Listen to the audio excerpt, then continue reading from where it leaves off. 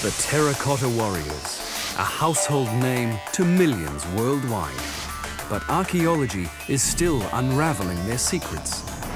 How did ancient craftsmen do something never done before? Create an 8,000-strong army of clay. Now, 21st century science is making astonishing new discoveries and blowing away our cherished image of these world-famous wonders.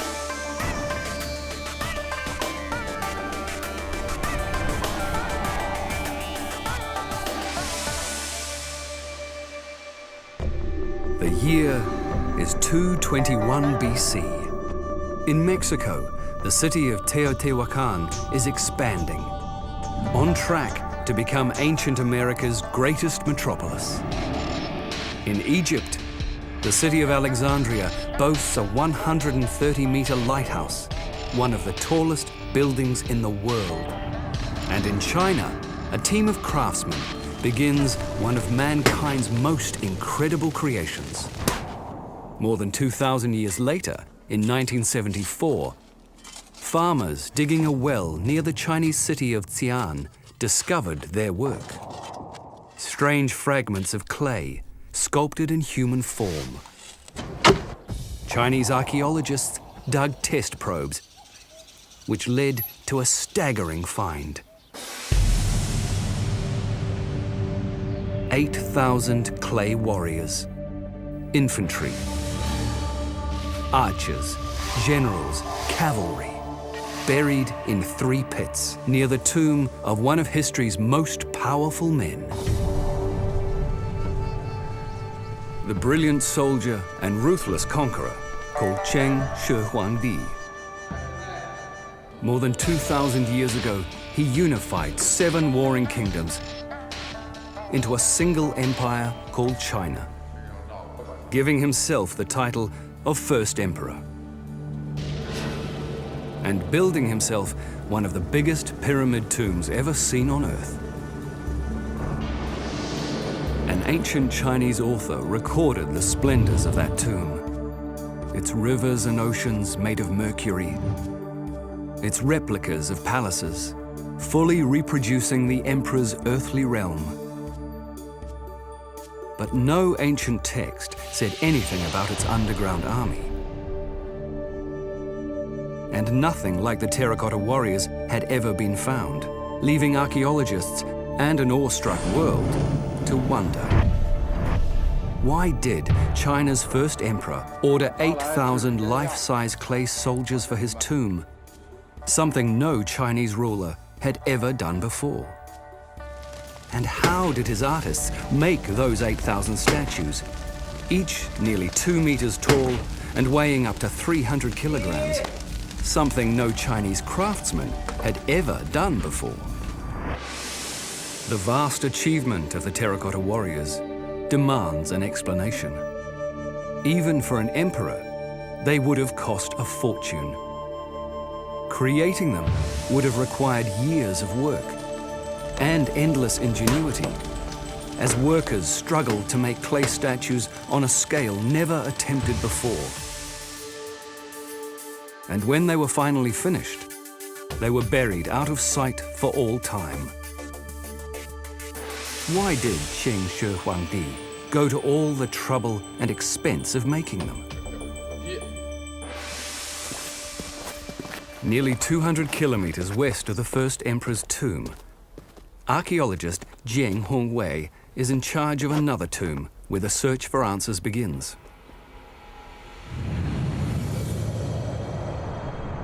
In 537 BC, some 300 years before the first emperor unified China, this gigantic pit was the tomb of Qing Jinggung, ruler of the small kingdom of Qing and the first emperor's ancestor.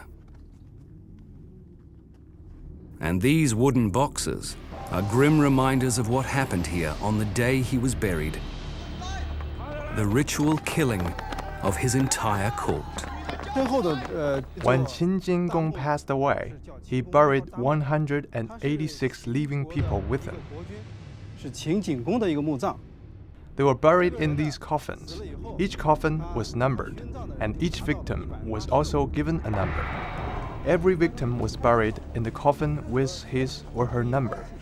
The position of every coffin had been pre-assigned.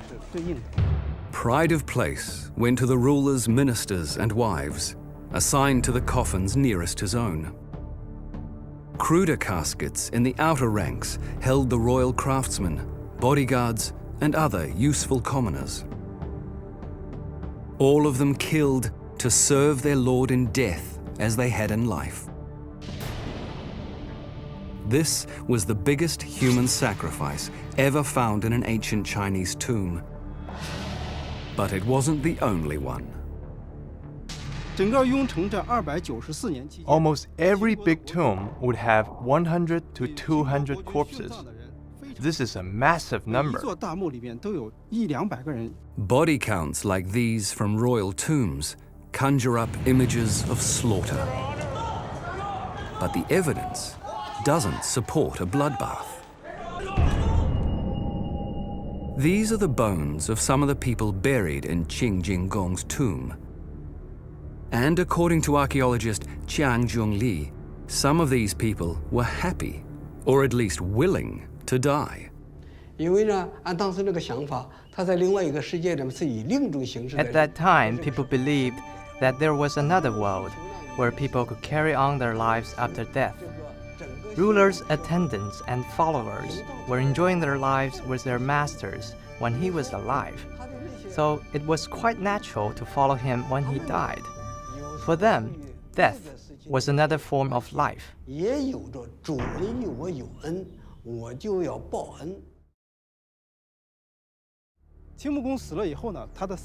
Some people were terrified and unwilling to die, but some other people thought their lives were meaningless without their master, so they wanted to follow their master to death and considered this a big honor.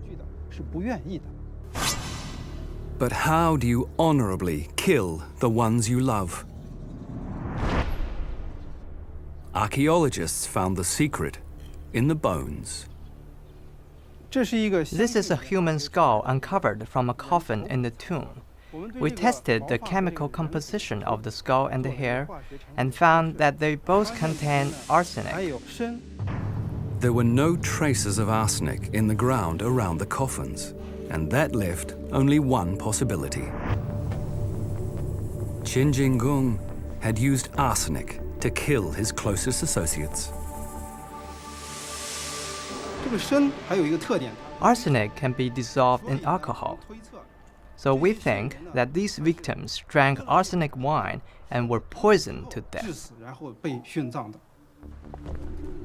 When Qin Jinggong took his ministers, servants, and soldiers with him to the grave, he was following a 1,000-year-old Chinese tradition.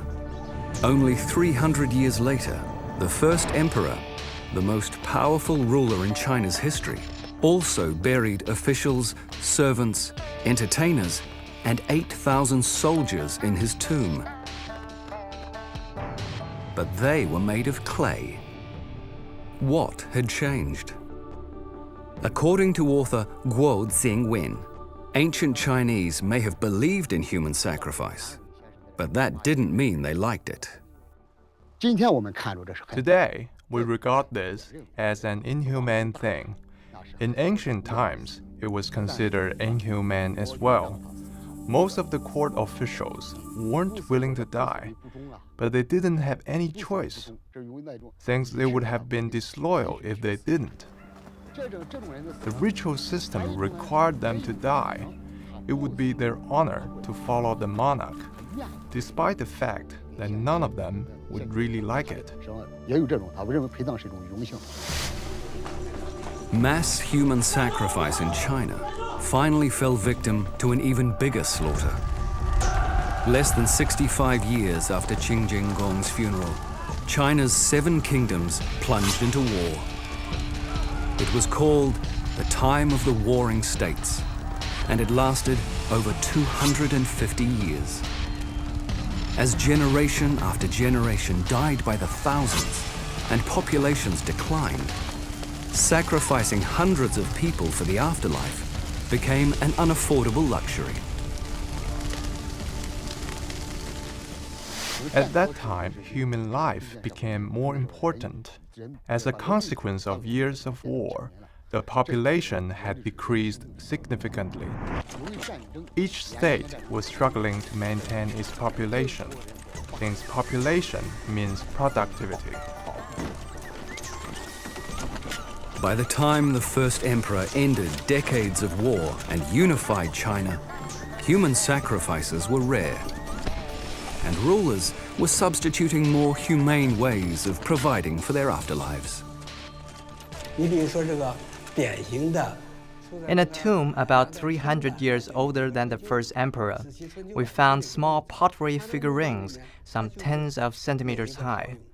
This shows that pottery figurines were replacing living beings as burial objects. From that point on, tombs which we found had more and more stuff of this kind. But nothing like this. The first emperor inherited the tradition of tiny tomb figurines and took it off the charts. His tomb figures were life-size, and no two of them seem alike. Their shoes, their bodies, and especially their faces, all seem different. Some believe that the 8,000 clay warriors are all individuals, but no one's ever crunched the numbers until now. In Wellington, New Zealand, facial recognition expert Glenn Cameron is about to try something no one's tried before. Using NeoFace, a facial recognition software that's been rated best in the world. It is being used throughout Asia and around the world in border control, surveillance, immigration, and by the police. We can match around 1 million faces per second. So we're very proud of it, and we think it's going to do a good job at today's mission. That mission is to analyze the faces of about 100 terracotta warriors, comparing eyes, noses, mouths, and other significant features, trying to find any that match.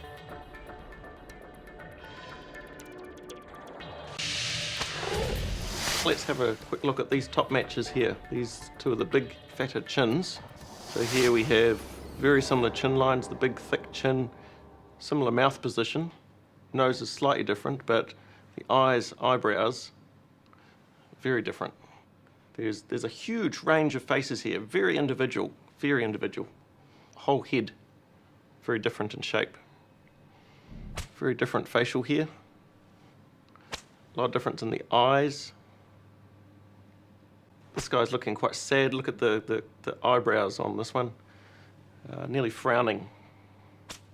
Very entertaining facial features in the eyes, the eyebrows. So this one here, quite a flat nose. And this one here, more normal.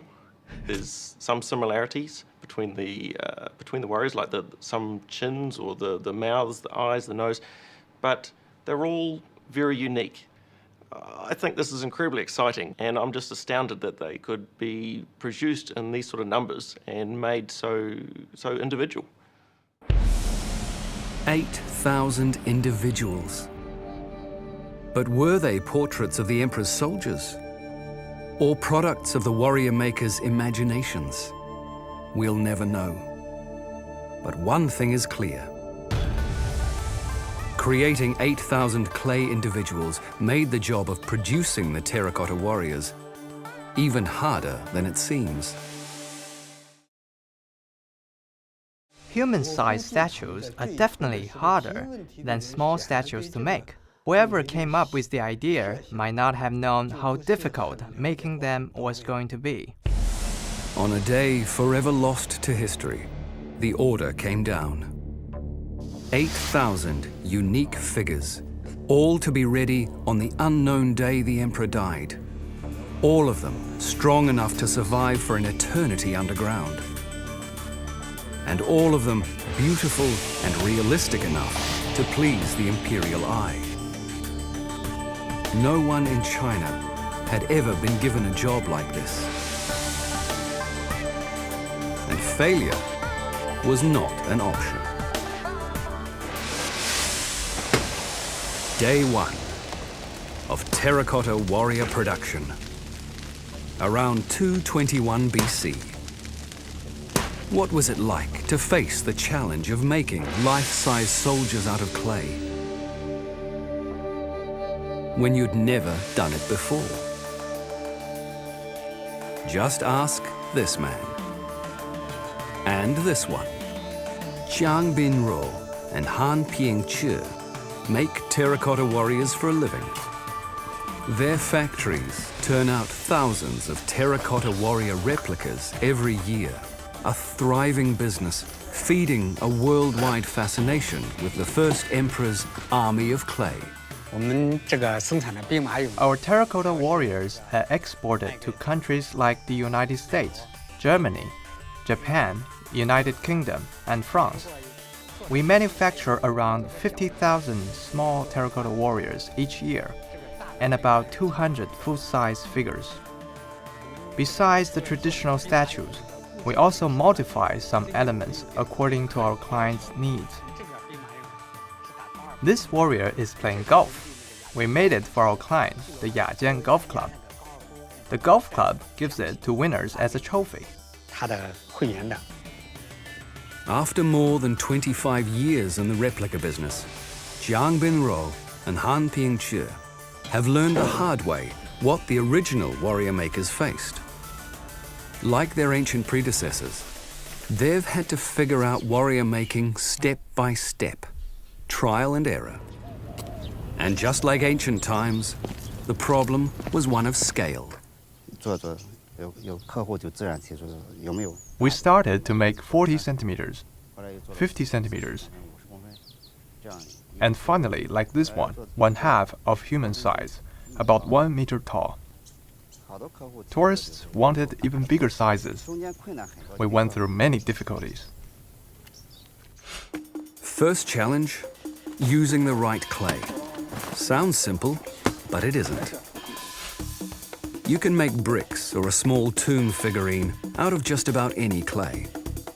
But a typical terracotta warrior stands nearly 2 meters tall and weighs up to 300 kilograms. Use the wrong clay to make a statue that big, and it will collapse. So what's the right clay?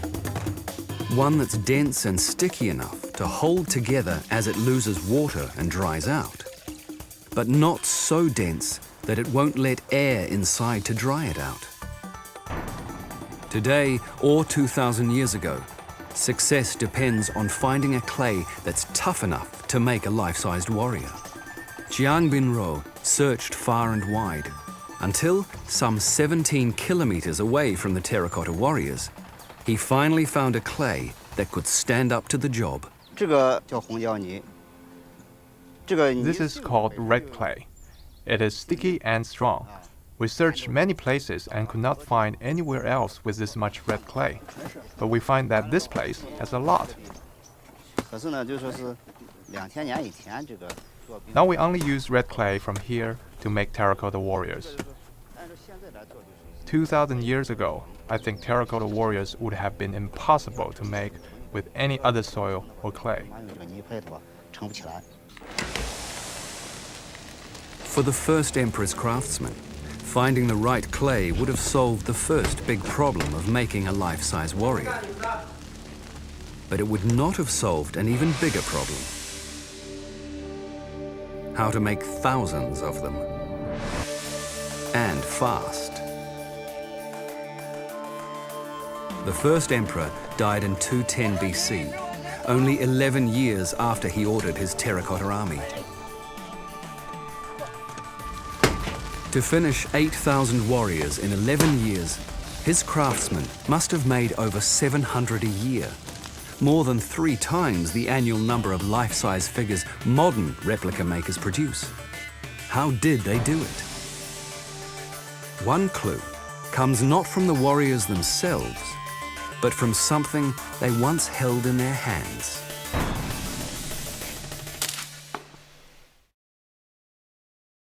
Yang Fu-Zi is a 10th generation bowmaker. He makes replicas of ancient Chinese crossbows, like the ones once held by some terracotta warriors. Even today, the hardest part is casting the crossbow's metal trigger, a challenge that's made Yang deeply respectful of the men who made those triggers 2,000 years ago. We found one trigger at one city and another trigger at another city that is 2,000 miles away. Parts of the trigger are exchangeable. In modern terms, these are standardized parts. I don't know how they designed these parts. Even now, this is not an easy job. Even experienced artisans need to work carefully. Archaeologist Liu Zhangcheng is an expert on the weapons found with the terracotta warriors. He's impressed too.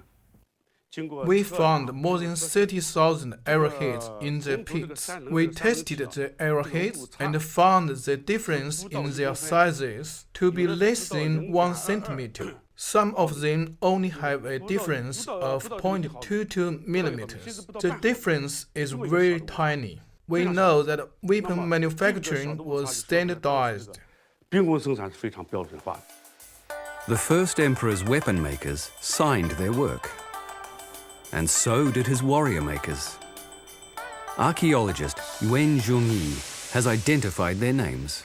In each of the figurines, you can find the name of the craftsperson in the most hidden places. They did this in hope that people would never see their names. But why did they sign their work when they wanted to remain anonymous? It seems they didn't have a choice. This is to allow their managers and superiors to check their work.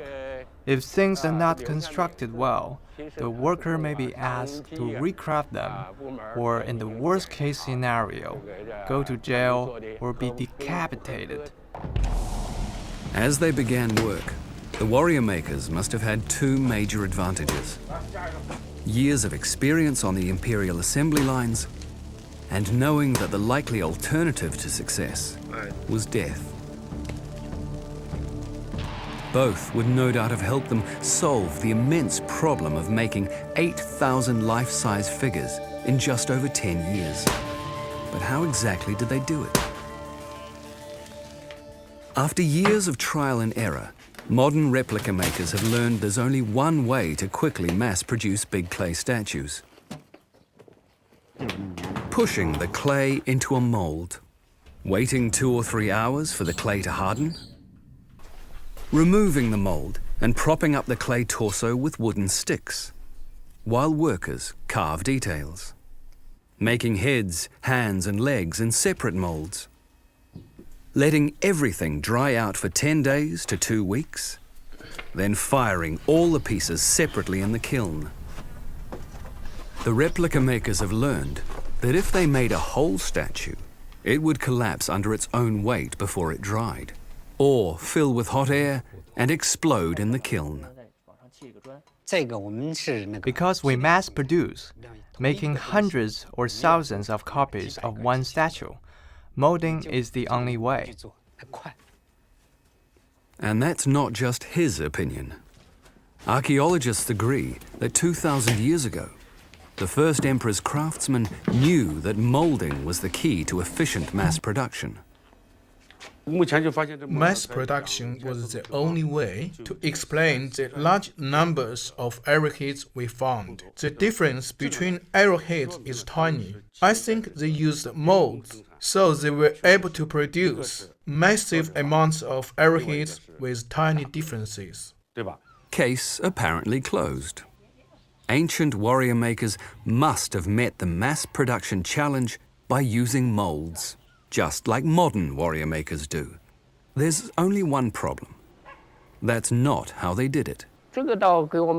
This broken half-body gives us very important information about how terracotta warriors were made.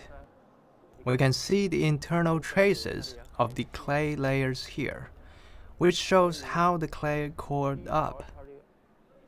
The sign of how the clay coiled up and joined together is very clear. Here's one clay coil. Here's another clay coil. One coil after another, until the clay layers were all joined up inside the body. You see this layer, this layer, this layer, until it reaches this place, near the bottom, one by one. So, this is how a terracotta warrior is made. The ancient evidence leaves no doubt. The original terracotta warriors weren't just stamped out of molds. Molds did play a part, making hands, ears, and heads. But incredible as it seems, the bodies of all 8,000 terracotta warriors were made individually, by hand, and with techniques that were revolutionary for their time. The ancient craftsmen used a simple method. They pounded the clay until it became soft, and rolled the clay into strips. Then they coiled the clay strips upward. We call this method clay coiling. The first emperor's craftsmen were the first people in China to make statues this way. Coiling seems an incredibly laborious way to make over 700 statues a year. Just how hard was it? Archaeologist Chang Zhongli has decided to find out by making a terracotta warrior torso the old-fashioned way, with replica maker Han Piangjie and his master craftsman. When we opened our business, we weren't sure how to make a terracotta warrior. I read about the traditional clay coiling method, and we tried it. It took us a month to finish one statue. The heart of the challenge: make a figure that's 180 centimeters tall, but only 2 centimeters thick, that won't distort or collapse under its own weight, a danger that grows greater and greater as the coiling goes higher and higher. Supporting the figure with wooden sticks helps, but the only real solution is to stop and let the clay dry over and over again before coiling higher. That means stopping work long enough to let the clay dry, but not so long that it dries too much and cracks. When I looked at the terracotta warriors, I was amazed by the ancient people's achievement. My statues collapsed 3 or 4 times when I first started. Today, molding a warrior takes 10 days to 2 weeks. Coiling one can take as long as a month. So why did the first emperor's craftsmen, ancient masters of the assembly line, choose coiling over molding? Because molding may be the best way to make the same statue over and over again, but coiling is the best way to make 8,000 different ones. If these statues were made with molding, it would only be efficient if we made the same copy over and over again. This was not the goal of the ancient people. With the clay coiling method, it is easier to make each terracotta warrior different, whether it was fat or slim, tall or short.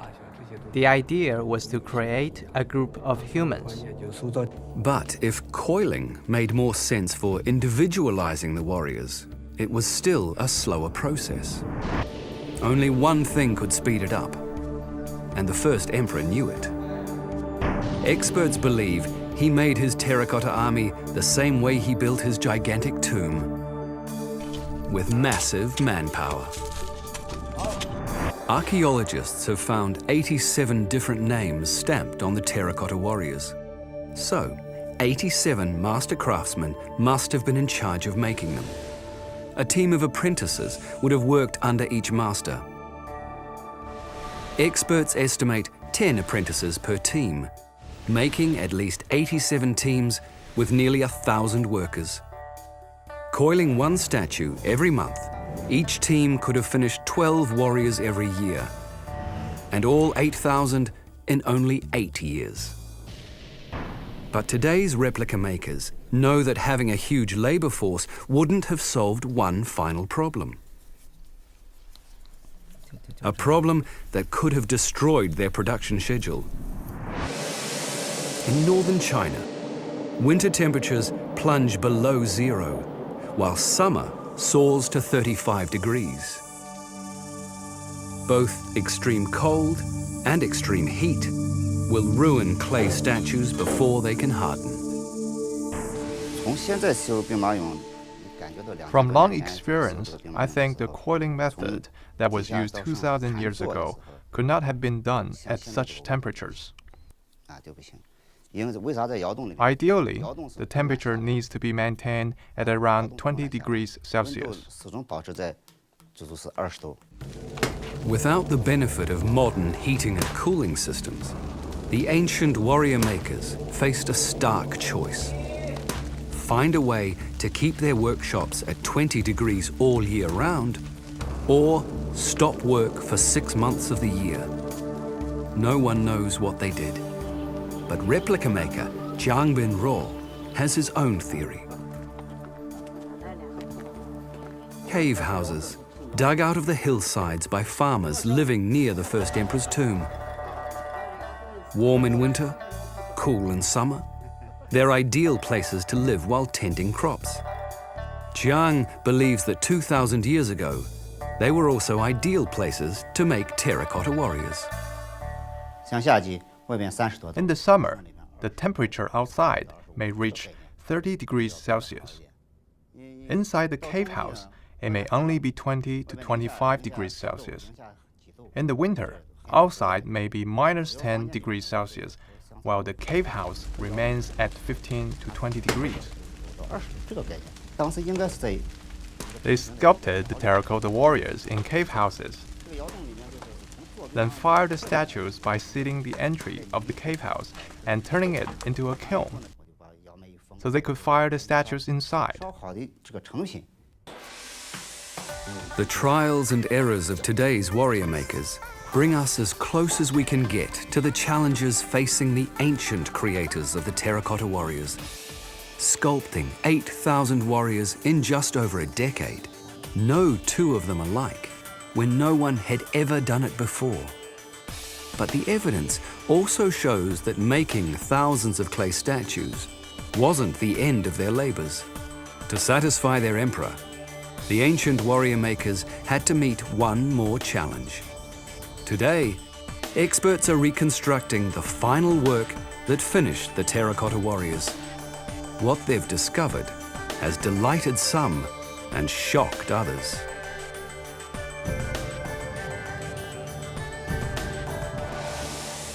After more than 35 years, experts have learned a lot about restoring the terracotta warriors. But they're still unable to prevent an archaeological tragedy. Warriors emerge from the earth bearing traces of color. But those colors vanish within a week, sometimes minutes after excavation. Conservation expert Zhou Tie and his team race the clock to save what they can. Our crew was the first ever allowed to film them at work on newly excavated terracotta warrior fragments never seen by the public, fresh from the ground after more than 2,000 years. When people created the terracotta warriors 2,000 years ago, all the pits were full of color. When we excavated, the paints were almost gone. Only small areas of paint remained, and those were in poor condition. The paint can easily fall off after excavation.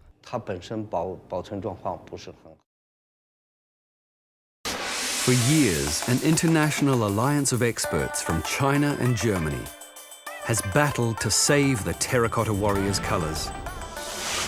A battle they still haven't won. But at least they've identified the enemy. A syrup-like substance with a pungent smell that was one of ancient China's most coveted treasures. Lacquer. According to German conservator Katharina Bleinsdorf, every one of the 8,000 terracotta warriors got a coating of lacquer from head to toe. Lacquer is a very stable material, and also in the antiquity they knew that it can survive centuries or even longer. So it had technical reasons, but also aesthetical reasons and reasons of meaning. To understand why anyone would find this stuff beautiful and meaningful, you have to understand how valuable lacquer was 2,000 years ago. It was the ancient world's plastic, a hard resin that protected whatever it covered from decay. And when it dried, its brown color transformed into a glossy black nothing else could equal. Lacquer wares were luxury goods, and it probably was so expensive that only the emperor could afford to lacquer a whole army. But strength and beauty weren't the only things that made lacquer so expensive. It was also hard to get. The sap of the lacquer tree can't be harvested until the tree is 6 years old. And even then, only from June to September, when the weather is warm. Some experts believe it would have taken the sap of 25 trees to lacquer just one terracotta warrior, and as many as 200,000 trees to finish all of them. That's because lacquer harvesters can take only about 10 grams of sap from each tree, just enough to fill an egg cup. And you can't take very much because otherwise the tree will die. So you do it once and you let it heal and then you continue it. And the lacquer trees aren't the only ones at risk. Lacquer's related to poison ivy and poison sumac. Touching it, or just breathing its fumes, can make you wish you hadn't. I tried to work with the lacquer several times just for experiments. And in the beginning, not much happened, but then twice there was a strong reaction where really my hands and my whole face was covered with this rash. It's not painful, it's just itching, and you have to control yourself a lot not to scratch. And it's not really looking nice. And what normally happens is that you get this reaction several times, and then there's an immunization, so afterwards you don't get it anymore. Or so she thought. Just breathing lacquer fumes during this interview triggered another reaction 2 days later. The first emperor's workers had to expose themselves to lacquer. But why do 21st century researchers do it? Because they know that lacquer is the key to saving the colors of the terracotta warriors. The problem is that the lacquer layer was embedded in the wet soil for 2,200 years. As soon as excavation exposes the wet lacquer to air, its moisture begins to evaporate. As it dries out, the lacquer begins to shrink until it curls up and separates from the clay, taking the paint with it. Finally, the lacquer layers just flake off in tiny flakes, and then there's no chance to bring them back to the terracotta. The only solution is to somehow keep the drying lacquer attached to the terracotta by replacing its water with something else that won't evaporate. One group of German scientists has tried coating warrior fragments with a plastic used to seal underground water pipes, then bombarding the plastic with electron beams from a particle accelerator, which evaporate water and bond the plastic to the lacquer. But that can't be done by archaeologists in the field, who may have only minutes to save a painted warrior. We hope that we will find a method that is simple and cheap, easy to apply during the excavation, and that helps to preserve the lacquer layers in the first moment.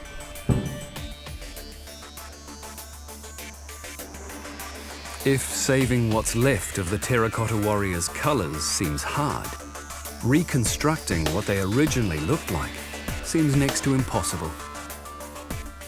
The only clues are faded fragments of terracotta, bits of paint found in soil, and old excavation reports. But now, visitors to a Munich museum can see what the terracotta warriors really looked like.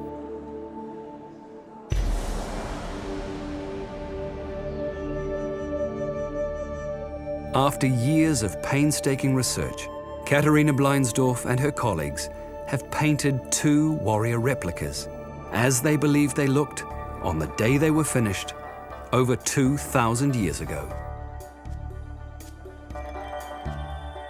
Many people were astonished or surprised because they didn't expect them to be so colorful. And some people were also really shocked because somehow they just liked the terracotta version and they found it's kind of disturbing it or breaking it up. And they asked me, are you really sure that it has to be like this? It's based on our findings, so we are pretty sure that this is true. And they just have to get used to it. And we tell them that, of course, we are not going to repaint the originals.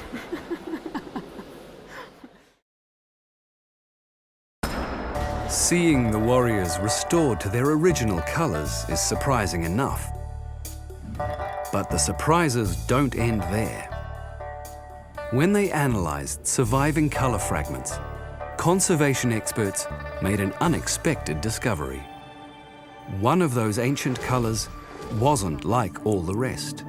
Its name is Chinese purple, and it's so mysterious that halfway around the world at California's Stanford University, inside the synchrotron radiation light source, the world's most powerful X-ray machine, a team of scientists has focused a light 1 billion times brighter than the sun on a few flakes of Chinese purple, trying to find out exactly what they're made of.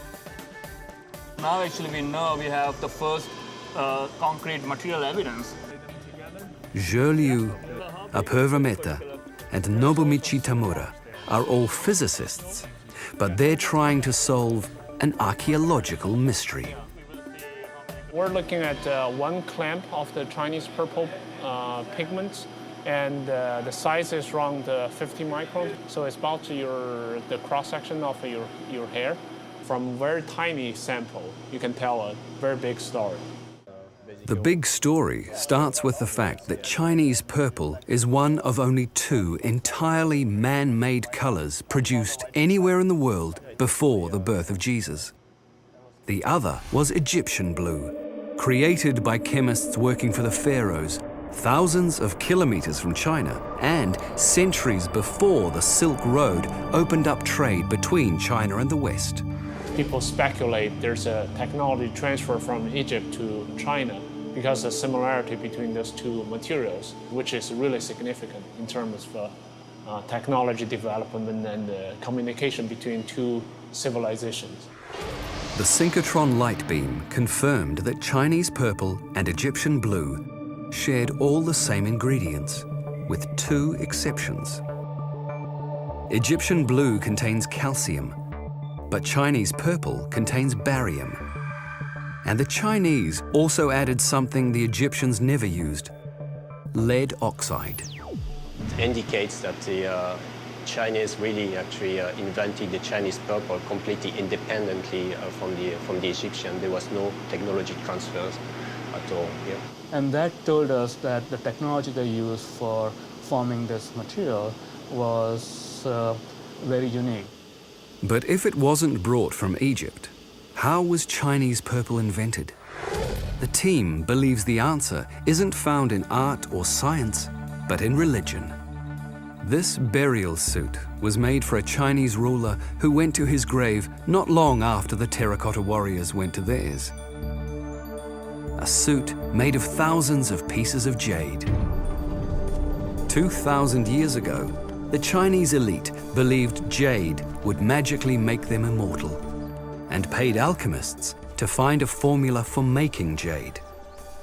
The alchemists created a jade look-alike called Chinese glass, made with barium and lead, the two key ingredients of Chinese purple. As they searched for the secrets of immortality, did they also create Chinese purple? Chinese glass and Chinese purple had nearly identical compositions, and their apparent connection doesn't end there. About 250 AD, some 500 years after the Terracotta Warriors, China's religious beliefs began to change. People no longer buried themselves in jade to make their bodies immortal. Chinese glass disappeared. Chinese purple also disappeared at exactly the same time and was never made again. Stanford's synchrotron has shed its light on Chinese purple's sacred past. And across the United States, another powerful scientific tool has revealed Chinese purple's potential to make a better world. In Tallahassee, Florida, scientists have discovered that the Terracotta Warriors' purple paint is much more than just a beautiful color. A discovery made here at the National High Magnetic Field Laboratory, home of the 45T hybrid, the world's most powerful magnet, packing 45 Teslas of magnetic force. Facility Director Eric Palm has a simple way of showing what 45 Teslas can do. If I take this steel washer closer to the magnet, you can see that it will be pulled and attracted to the magnet. I believe that the stored energy is about 20 sticks of dynamite. It's dangerous enough that we don't typically allow people to be, that have not been trained to be around the magnet. We don't allow people to bring tours where they can see the magnet just in case something bad happens. A chance many might not care to take. But scientists from around the world, like Suchitra Sebastian of Cambridge University, sign up for magnet time year after year. We have to be really careful not to have anything magnetic several feet within the magnet. This could be actually fatal because we've seen what could happen if just a tiny wrench is let loose. You just actually feel it being ripped out of your hand and being literally sucked into the magnet. And this is crucial because if you are to be holding something like a large spanner or something like a chair, if a steel chair happened, it could literally kill someone if they were standing in its way. So what draws scientists like a magnet, to the 45T hybrid? Simply this. If you load just about any material on Earth into this magnet's core, and then pump in liquid helium to cool it down to hundreds of degrees below zero, the 45T hybrid's power will force that material to reveal its secrets. In 2006, Suchitra Sebastian and Neil Harrison put a few flakes of Chinese purple into the magnet's core and saw things never seen before. Inside the magnet, the molecules of Chinese purple became a single magnetic wave.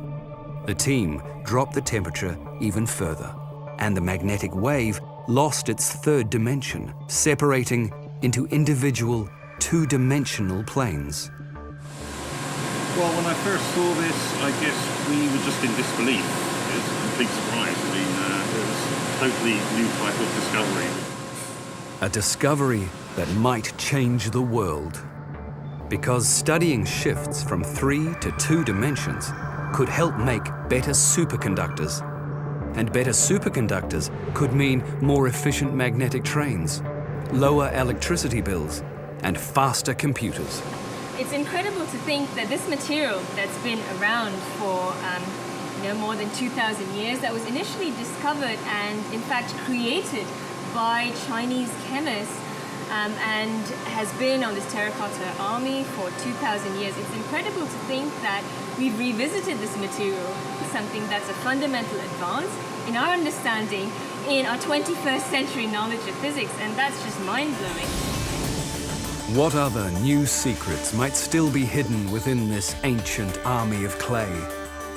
Over 2,000 years ago, the Terracotta Warriors were an emperor's vision and a brilliant technological achievement. Today, science is revealing just how brilliant that achievement really was, and making us wonder if all we've learned about these ancient masterpieces may be only a beginning.